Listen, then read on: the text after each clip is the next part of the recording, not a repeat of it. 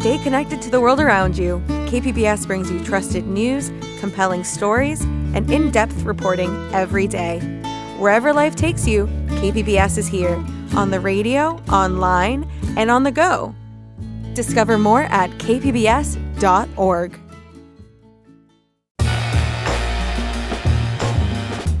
It's time for KPBS Midday Edition. On today's show, the arts and culture shaping San Diego.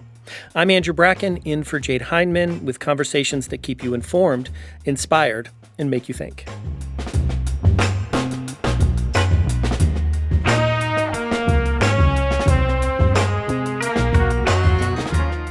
A new book explores life growing up in the border town of Calexico back in the 70s and 80s. Then we learn about the life and work of a comic artist that has largely been forgotten to history. All that plus your weekend arts preview. That's ahead on Midday Edition.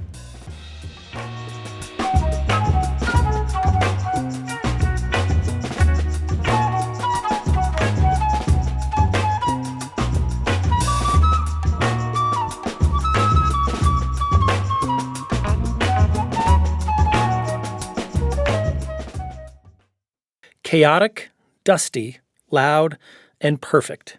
That's how writer Mariano Velez describes life in Calexico in his book, Mostly Made Up Stories from a Small Town Nobody.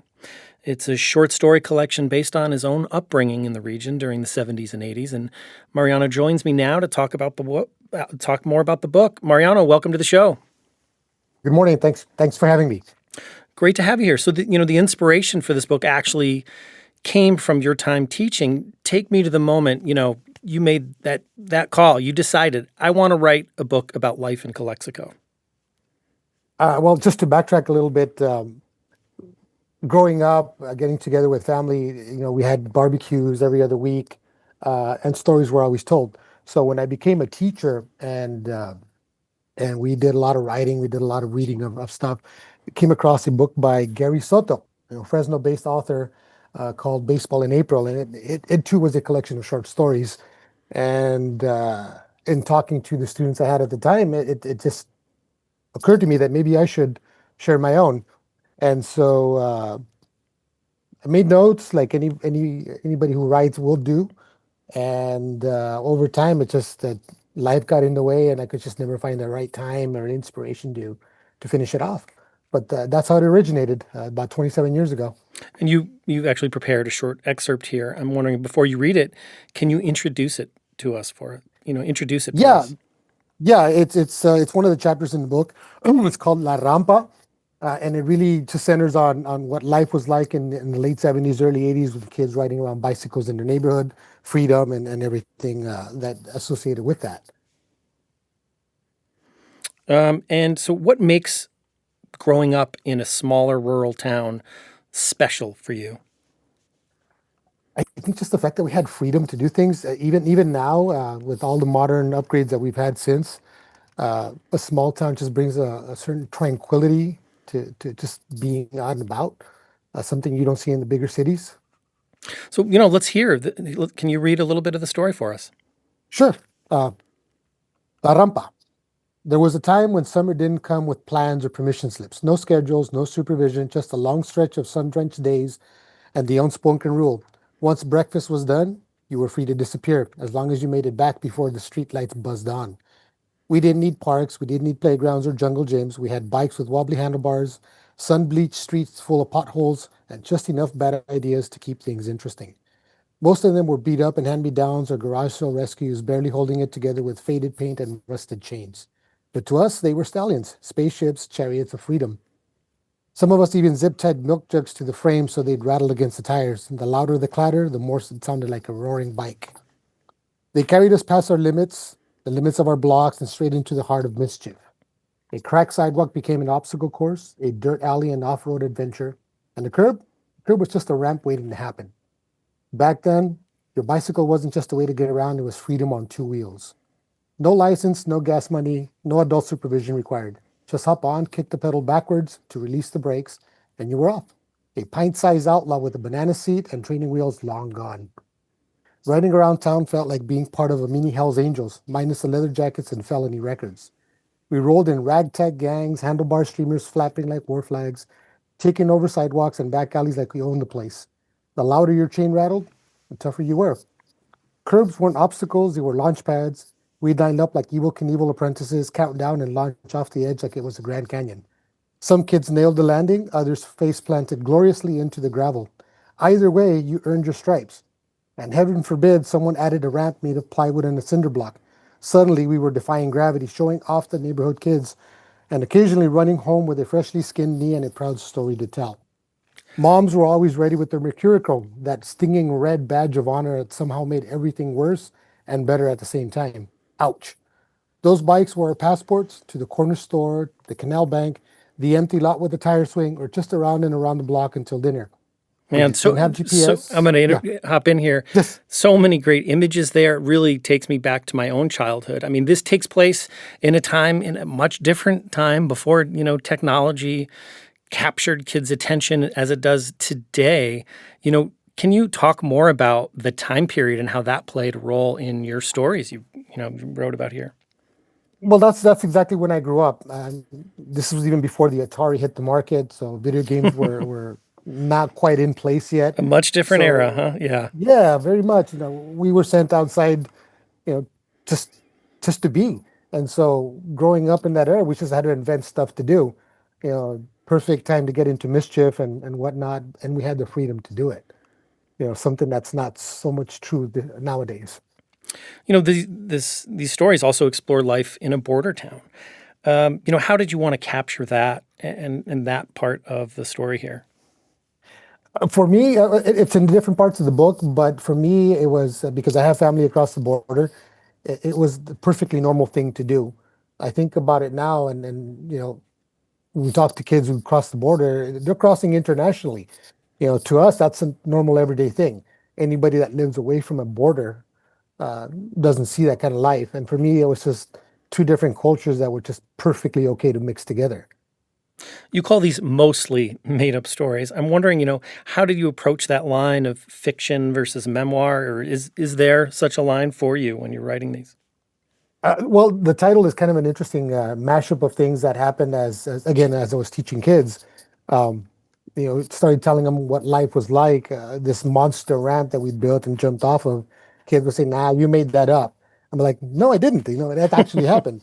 And so the idea stuck with me. It's fantastical to kids nowadays to hear stuff like that because it's not something that they can comprehend. Just like I'm sure a 95-year-old person can't quite grasp where technology is now. So mostly made up just goes with the way the stories feel.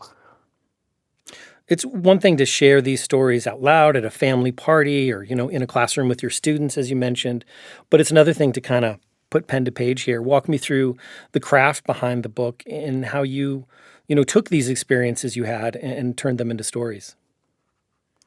Well, it was a direct segue from getting together with family and telling the stories. It's just putting them down on paper. Now, I think the catch was to make it so that the reader can jump on in and feel like part of it without feeling like it's being narrated. I think that's where the balance was with this book. Not something that came very easily. Again, it's something that I thought of about 20 years ago and started developing more in earnest about a year ago when I started working with our school newspaper as we relaunched it. I wanted it to feel like we were hanging out telling a story. I didn't want it to feel like it was something very formal. So it's very nostalgic. It's very, very sit down and let's have a chat kind of storytelling. You said it, writing didn't come easily here. Talk more about that process with us. Well, like anything else, if it's going to be put out to the public eye, it has to have a certain level of I don't want to say perfection, but it just can't be any kind of writing. There has to be a bar that we need to reach, and I think as a teacher, that was my goal. But finding the right words that convey the message is where the trick is. Not something that comes very easily. Late nights, draft after draft after draft, and then bouncing it off of people, just having people read it and say, "Hey, this worked, this is not working, or this is confusing." It's just a lot of. It's not just writing, but talking to people as well. Well, it seems like that sharing, storytelling aspect of it's really important, even in your writing. Like, I think a lot of people think of writing as just this solitary exercise, but there you mentioned sharing it with people. You've repeatedly referred to your family and storytelling there. Talk to me about what it's like to share your writing and kind of take it off the page and not hide it, like I think a lot of people do that start projects like this. Yeah, well, it's a lot of this is still relatively fresh to me. The book was launched about 2 months ago, but the stories have been around for a long time. I think the exciting part is having people outside of the family read them and finding something that they connect to, something that they can relate to. Is like they've experienced something similar, and now there's another story there to tell. It's almost like it's the start of a cycle that just keeps going and going as people come and go and listen and read and share their own experiences. You gave us a taste earlier of one story, La Rampa. What are some other experiences or memories you write about in this book? A lot of them have to do with growing up in Calexico. I want to say from elementary school to early high school, uh, and everything in between. There's stuff about my time in high school. There are things about junior high school. A lot of baseball, which is something that we did a lot of in Calexico growing up. I had a little league field just around the corner from the house, and when we weren't doing chores or anything else, we were playing ball. So that baseball plays a big role in the stories. There is one at the very end of the book called Mariachi versus Migra about an experience I had while in college in LA. Being a mariachi musician in full getup, get into a car accident with a border patrolman, and there we are on the side of the road arguing. You know, Back then it didn't seem like much, but I put that in today's context, and now we have a viral story. The book is completely self-published. What did you learn through that process? I mean, were there bumps in the road in getting this book out there and getting the feedback you're hearing today? Yeah, definitely. I went into the publishing thing completely blind. Um, no idea what it would take to get it published. First things first, got to get it on the page, and then we'll see. But as I started researching what it would take to get published, I came across self-publishing, and there's various places to get that done, but Amazon was an easy one to do. The hardest part is I have to do everything else. I have to basically give them a complete finished manuscript ready for publication. But it takes somebody else to read it with different eyes to give you feedback to make sure it's publication ready. And that's not an easy feat. It takes a lot of time, takes a lot of work, going to back to revise stories, um, and just a continuous process of reworking things until it's ready to go. What's your hope for the next generation of young writers from Imperial County, from places like Calexico? How would you encourage them to tell their own stories and take on a creative pursuit like, your book? I think because I've worked with a lot of kids in teaching and teaching writing specifically as an English teacher, just for them to tell the story. I tended to work a little bit off the beaten path, just to make sure kids could get their voices heard. I still believe that. We have a role where we do a lot of data collection, we do a lot of standards, and sometimes that's a hindrance. I think kids need a little bit of freedom just to write. Just get your stuff out there, and then we clean it up. Um, but it starts with telling the story. Picking your story, and there's a lot of things out there that they can share. Small experiences. I guess my own experience is proof of that. We began this conversation with your words describing the Calexico of your youth. How would you describe it today? I mean, how has it changed? Calexico itself hasn't changed much. It's grown a little bit. The community, the border town itself hasn't really changed much. The difference is the access to technology, where we don't have kids playing on the streets as much. The fact that the world is moving faster, there's more danger out there, if you want to call it that. I think families are more reluctant to let the kids hang out outside for long hours without supervision. Because I still see kids ride bikes. I still see kids playing ball. I still see, kids inventing games to play, but just not at the level that it was 30, 40 years ago. So, because it is such a small town in a very remote place in California, it's not changed much. KPBS has a podcast, Voices del Valle, which is, produced by young people in the Imperial Valley in El Centro. And it's interesting. I think they have an episode about what it's like to grow up in a rural community, like Calexico, like, in Imperial County. I'm curious, working with youth today, like what stands out to you about what it's like to grow up there now? Good question. Again, for me, I was an outdoors kid. I'd skin your knees, bloody knuckles all the time, get your hands kind of dirty. A lot of kids don't do that anymore, but they have that curiosity still there. They just have different technologies to explore those means. While we were out there inventing games, kids are out there recording it. They can document their mischief a lot easier than we could back in those days. And that in and of itself is a story to tell. Absolutely. I've been speaking with Mariano Velez. He's the author of the book, Mostly Made Up Stories from a Small Town Nobody. Mariano, thanks so much for joining us today. Thank you for having me. Appreciate it.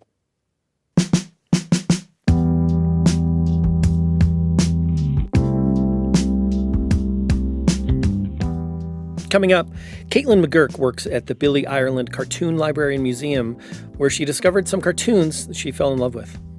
The jokes were really witty and feminist and edgy. And, upon first looking at them, I thought they were probably from like the 60s or something.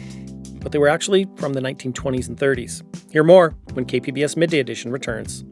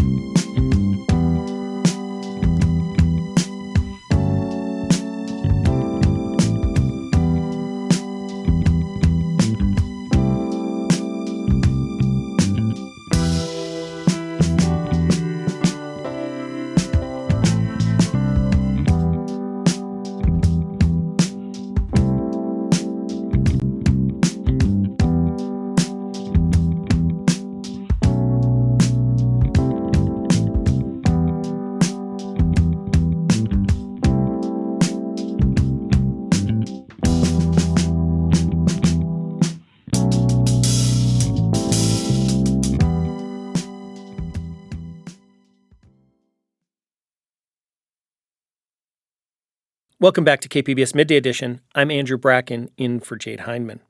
Caitlin McGurk is the curator of comics and cartoon art at the Billy Ireland Cartoon Library and Museum.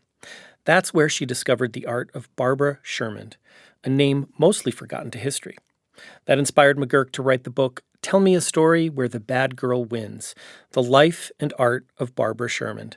The book won an Eisner Award last summer at Comic-Con and just had its second printing. KPBS arts reporter Beth Accomando sat down with the author. Here's that conversation.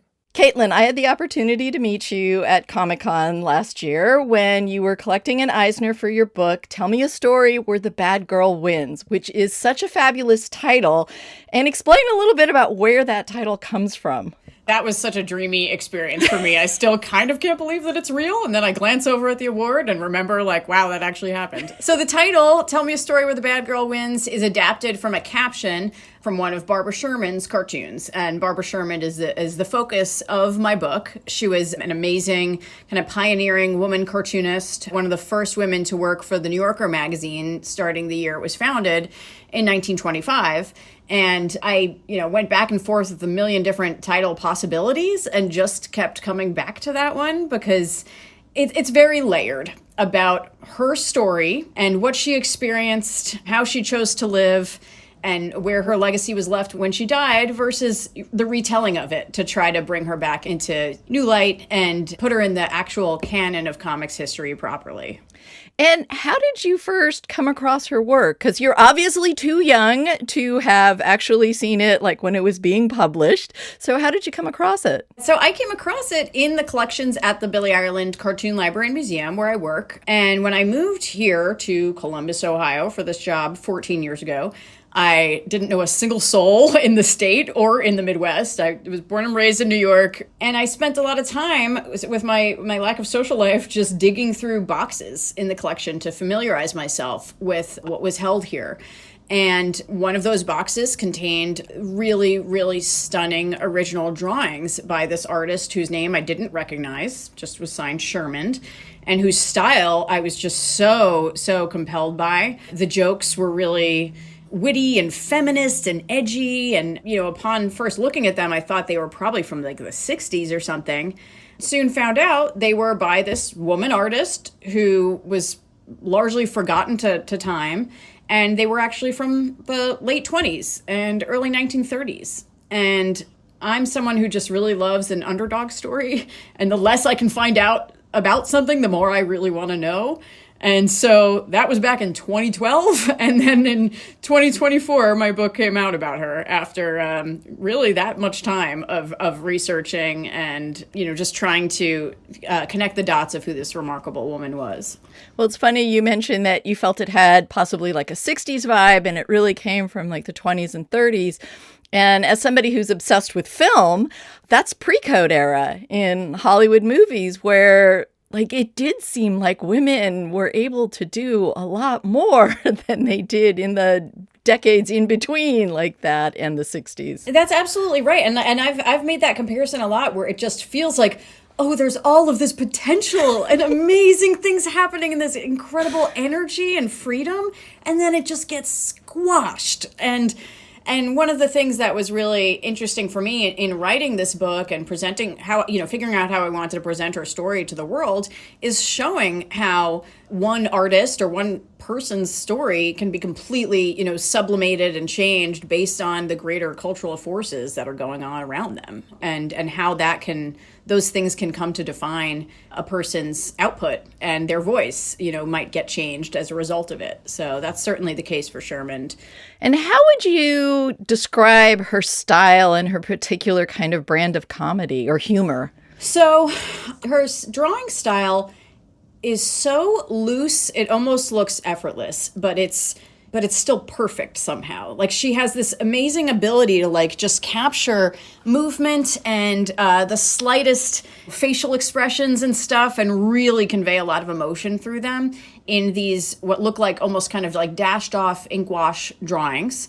There are ways in which the style almost looks like fashion illustrations, but they're really beautifully done. And the stuff that she did for The New Yorker was entirely in black and white because that's how the magazine worked. And her later work, which was for Esquire and King Features, is really vivid color work, all of which looks magnificent, though I'm a bigger fan of the earlier stuff. And at that time, too, this is from 1925 until, the early 40s, late 30s, early 40s, she's writing all of her own captions as well. So there's a practice historically in the world of magazine cartooning where cartoonists will partner with a gag man or gag writer who submits the captions or the ideas for the joke, and the artist just kind of works them up themselves. Shermund in her earliest days did both herself. So it was really her voice that was coming out most clearly in that early stuff. And the voice that's there is really, really sharp and feminist, pretty daring. She's very openly critical of marriage and child rearing and relationships but there's no one she doesn't skewer. She's really turns it on women as well, and just had a really interesting, wise-cracking outlook on people who maybe took themselves too seriously, especially the wealthy and high society types. It's always been fascinating to me to look at her stuff from The New Yorker and realize, the people she's poking fun at are the people that the magazine is kind of catered to. And I think they kind of got a kick out of it, whether they were kind of looking over their shoulders and wondering if it was about themselves or not, who knows? But yeah, it's just brilliant, witty stuff. Well, what I love about the book is not only is it lavishly illustrated with her cartoons, but you pick a number of them and We get to see them, we get to see the joke and appreciate the humor, but then you go on to give it some context and analyze it so that we look back at it again and kind of find more layers. So this is, I think, like especially true in some of the ones where you say she has kind of this challenge to gender roles and this bit of queerness to the cartoons. But talk about how you decided to write this and kind of give it this analysis as well as just kind of chronicling her life. The biggest challenge with writing this book is that there is extremely little surviving biographical information about Barbara Shermund. So Shermund lived a super private life. She never formally married or settled down. She didn't have kids. She passed away in the 70s and there's really no surviving relatives or friends around to talk to. And during her lifetime, there were almost no interviews with her. That was one of my biggest challenges, is how do I hone in on a picture of who this person is? How do I fill out, the content of this book and convey, the messages I want to convey when I don't have a lot of primary sources? So I used everything I did have primary source-wise about her, tracked down a lot of different people that I could interview who either lived in the same areas as her or knew her when they were very little, things like that. And then wrote about the world and industry that she lived in that was around her in order to close in on a picture of who she was. And then beyond that, really used her art itself to tell me who she was. And that the voice behind them is very, very strong. And so without making any gross assumptions about her lifestyle or her beliefs, just without any hard source information, I was still, though, able to glean a lot about her personality from them. And throughout the book, analyze a lot of her cartoons, but particularly the ones that she did for The New Yorker that, to me, have a really clear queer lean to them. And it was a lot of fun for me to look at these, as well as to get really familiar with all the published work of hers that was out there, and then all of the unpublished work and drafts of things that got changed throughout the editorial process. Really fun stuff to look at and to connect to things that were going on in her personal life as well. A lot of her work, especially for Esquire, but some for The New Yorker too, pokes fun at older men and younger women, which is not, of course, a trope that she invented. However, she herself had some reasons for having an opinion about that. Her mother had passed away in 1918, and when her dad remarried in the 30s, he remarried a woman who was over 30 years younger than him, which made Barbara's stepmother 8 years younger than she herself was. And it's fascinating in her cartoons in the 30s to see that topic really come out and for her to really poke fun at the men in those situations. So, yeah.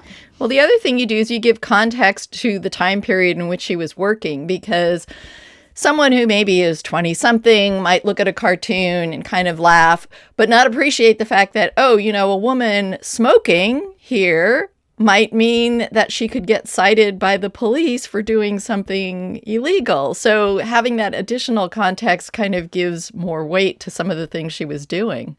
Absolutely. And she worked over such fascinating time periods, she was at The New Yorker from 1925 till 1944. And just in that time period alone, there's massive changes. But she continued to publish with other publications like Esquire and King Features until the 1960s. And so even more changes from the 20s to the 60s, seeing the way the world, really American society, changed and developed.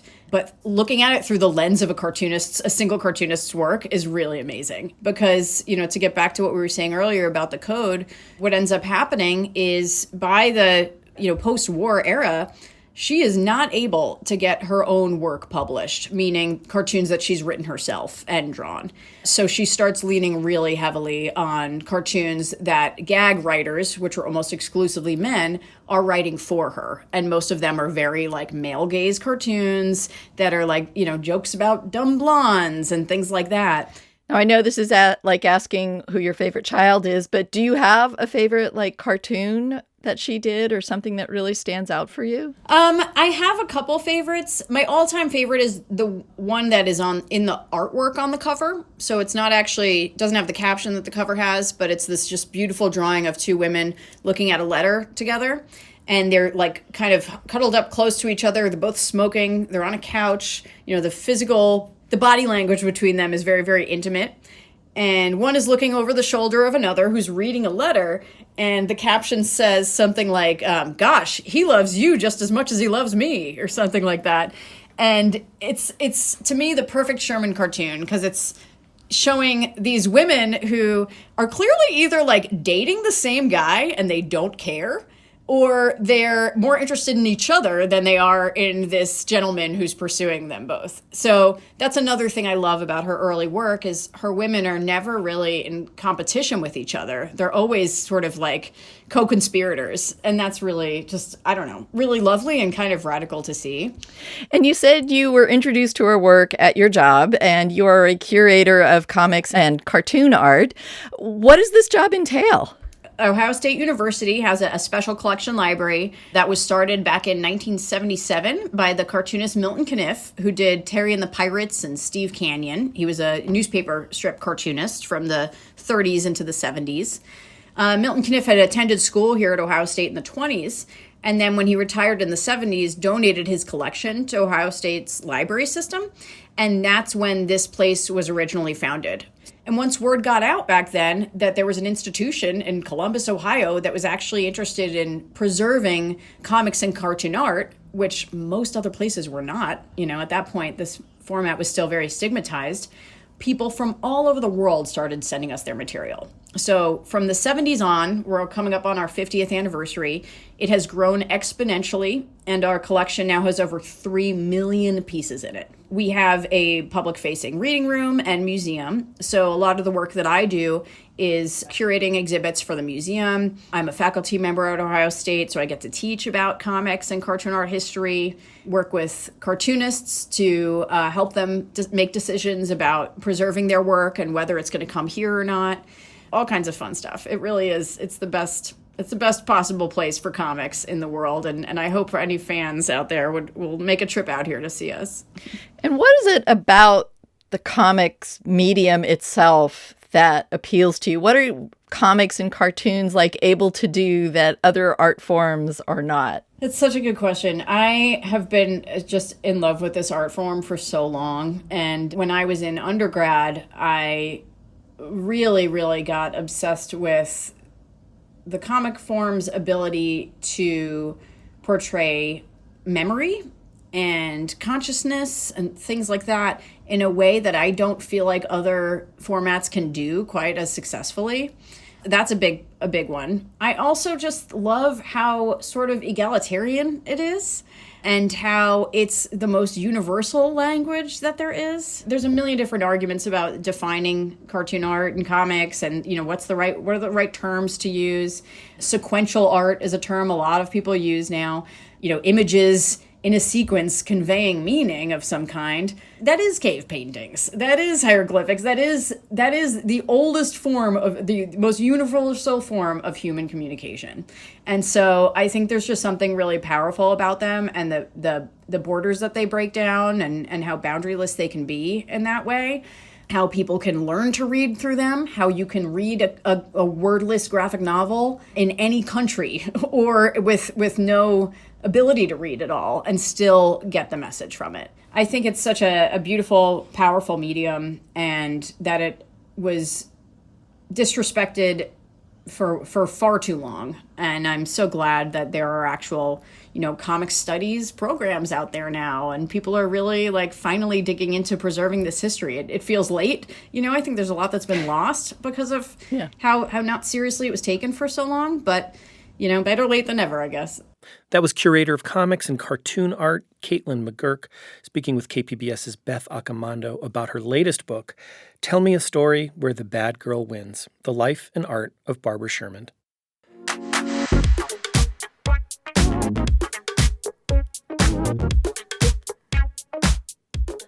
Up next, we hear about arts and culture happenings around town in our weekend preview. KPBS Midday Edition's back after the break.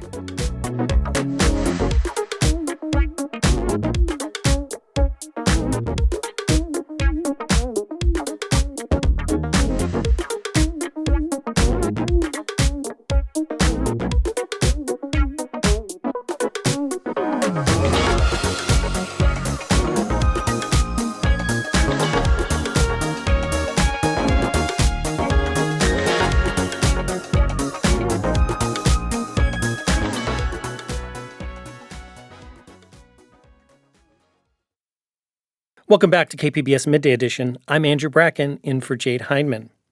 This weekend in the arts, we have some new visual art, the unlikely pairing of chamber music and surfing, and we'll also take a moment to remember one of San Diego's musicians who left us too soon. Joining me with all the details is KPBS arts reporter and host of the Finest podcast, Julia Dixon Evans. Hey, Julia. Hey, Andrew. Thanks for having me. Great to have you here. So let's start with some visual art. It's Barrio Art Crawl on Saturday, and actually you have a couple of specific things to check out, starting with a brand new gallery space. Yeah, and this is pretty exciting to me because it's actually not a brand new space. It's an existing business that I already loved, and they're doubling down on art. It's Por Vida, a Chicano-owned coffee shop right on Logan Avenue, and they announced that they're going to start a series of visual art exhibitions, transforming the coffee house into an art space, but still being a coffee house. And local Chicano artist, TechPat Patricia Cruz, will be the first artist. And in a video that they posted announcing the exhibit, Cruz said that the body of work was inspired by a quote her father used to say to her. It translates to, "The land is calling me." Her paintings are these really vivid, they're portraits, they're scenes with nature, magical realism, and they kind of study the ways in which her family, her ancestors, are tied to the places they come from. And this exhibit, the celebration, kicks off at 3 p.m. on Saturday, though the coffee shop opens at 8 a.m.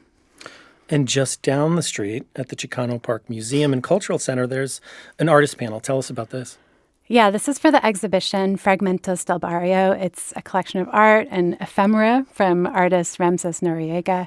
And he is a longtime Chicano art movement pioneer and activist. And his art centers on a lot of political graphics and posters from the 60s and 70s. It's a really comprehensive, really powerful exhibit. The art is gorgeous. The displays of the posters and all the historical stuff is also really compelling. And he'll be in conversation with the curator of the exhibit, Rafael Barrientos, Josie Talamantes, who's the founder of the Chicano Park Museum and Cultural Center, and Professor Denise Lugo. The panel is 1 p.m. on Saturday. Very cool. So, if someone hasn't been to Barrio Art Crawl before, tell us a little bit more about what they can expect. Yeah, it's the second Saturday of the month. It runs from noon to 8, kind of like this all-day-long thing that you can pop in on, centered along Logan Avenue, so just a couple blocks from the trolley station. All the restaurants, cafes, galleries, shops are open. Vendors set up along the sidewalks. There's often lowriders and live music. A lot of the galleries or businesses that feature local art, they'll open their new exhibits that day. And so there's often a bunch of little receptions. You can also just wander aimlessly, grab a cup of coffee or a snack, and you'll probably stumble upon art. Well, like you said, these sort of spaces change. They might be a coffee shop in the day, and they kind of transform into art space. It's really lively. Okay, in classical music, we have this combination of classical music paired with surfing. Tell us about that. That sounds interesting. So it's a production of Art of Ilan. It's a chamber music nonprofit, and they've commissioned filmmakers to create new videos of surfing footage, which I don't know about you, but to me as a non-surfer, fully addictive, beautiful stuff. I love it. And they'll project these films along the back wall of the concert hall.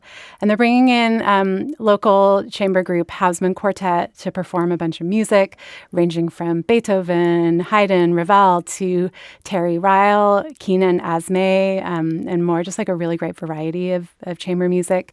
Each ticket includes a drink, and you can bring those drinks into the performance hall, which is always great.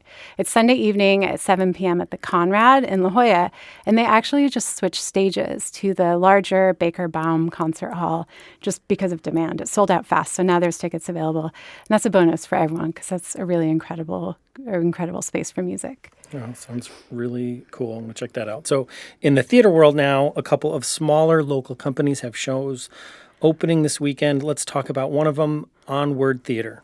Right. So Onward Theater is relatively new on the scene. They just launched in 2024. And their next production is Adam Rapp's 2006 Pulitzer finalist. It's called Red Light Winter. And it follows two friends who travel between Amsterdam and then back to New York. And in the process, they meet this prostitute who ends up getting caught up in this web of obsession with these friends. It has some really heavy themes. Also, a note, it contains nudity. And the performances kick off with a Pay What You Can preview. That's tonight. And then they're going to be on stage every weekend through January 24th at Lightbox Theater in Liberty Station. And all shows are free for members of tribal nations with identification. And then there's a songwriter showcase at the Jazz Lounge. Then that's also on Sunday. Tell us about that. Yeah, this is hosted by San Diego folk music great Jeff Berkeley. Performers are Cara Cormier, a folk singer. Her music has a lot of like comedy, a lot of those like, oh, that's so real moments that you get from those like comedic performers. But also Ali Rowell. I have been a fan of Ali Rowell since she submitted to the NPR Tiny Desk contest a couple years ago. This is her track, Projector Screen. It feels to be afraid of nothing at all. I can't see along the world rolling all across the projector screen. So this concert is at the Jazz Lounge. It's this really intimate setting in Rolando, table seating. It's a great spot. That's 7 p.m. on Sunday. It's going to be great. Really beautiful sounds there. You can find details on these and more arts events on our website at kpbs.org. But before we go, Julia, the San Diego music scene lost one of their own in recent weeks. Tell us about Tim Lowman. Yeah, Tim Lowman, known for his one-man band, Low Volts. He was a long-time performer. As a lot of these tributes rolled in on social media last week or so, he's been called a fixture quite a bit, and that is a great term for him. He performed a lot everywhere, and also like not just here, but he also just got back from a European tour. In the rock and the blues scenes over the years here, he's had a lot of acclaim. Back in 2011, he won at the San Diego Music Awards. He won Best New Artist and Best Blues Album for Twist, Shake, Grind, Break. Let's listen to I Cried My Guts Out from that album.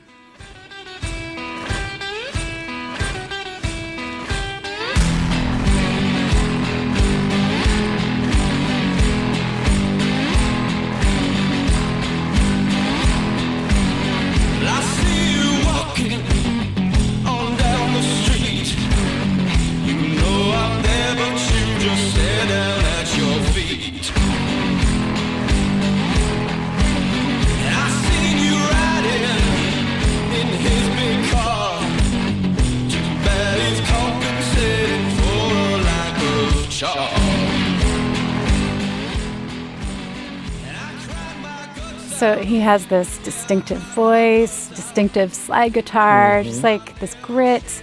And he'd even show up with a flute sometimes, believe it or not. Every time I've seen him play, it was just mesmerizing. Like this mix of high energy, rocking, but really intimate at the same time. He was also in another band, Blackout Party. They won a San Diego Museum Award, or San Diego Music Award, the following year for their album Bottom of the Sea. And he supported other bands throughout the years too. He's released music steadily for over a decade, including just last month, an original Christmas song.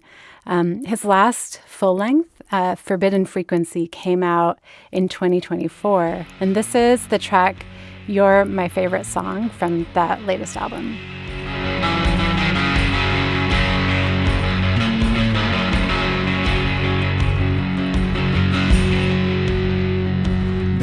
Come home, you're my favorite song. Let me turn you back on home. Baby, come home.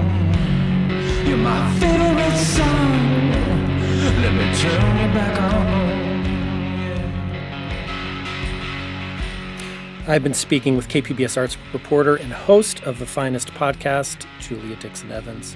Julia, thanks so much. Thank you, Andrew.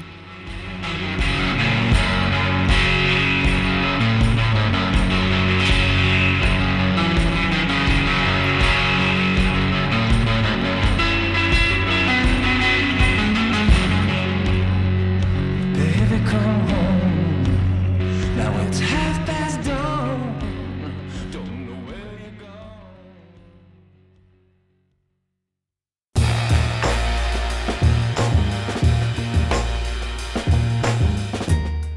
That's our show for today. I'm Andrew Bracken. KPBS Midday Edition airs on KPBS FM weekdays at noon, again at 8 p.m. You can find past episodes at kpbs.org or wherever you listen. Thanks again for listening. Have a great day.